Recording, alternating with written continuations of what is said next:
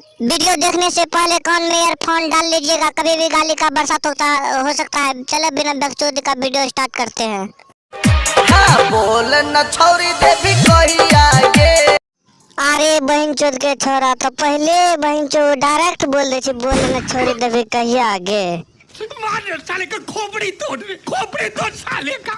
मैं बिल्लू आप सभी को किंग रोस्ट में स्वागत करता हूँ। यह वीडियो केवल मनोरंजन के लिए बना है, कृपया से दिल दिमाग पर नहीं लीजिएगा, नहीं तो दिल फट के हाथ में भी आ सकता है। चलिए वीडियो का एंजॉय लीजिए। हाँ, बोल न छोरी देवी कोई आगे।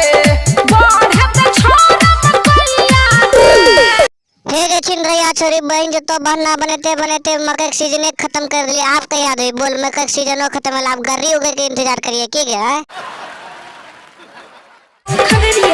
नमे से भेलो तोरा से हमरा प्यार के, अभी ले मौका नहीं दिले एको बार। नौमेश के प्यार करे छे बेटी चोद के छोरा, हम ना सोच ले रे दिल से प्यार करे छे, तो खाली नाम से प्यार कर ले छोरी, नहीं रे तो पूछ ले छोरी। ऐसन बात नहीं छे रे छोरा, हम त खोजे छिया बढ़िया सुतार रे। तो बढ़िया की सुतार कर भी रे बुरचोदी छिंडैया। आप तो चल गेले मकई ऑक्सीजन, आप कौन चिम दबी है? गरीब नहीं है दबी।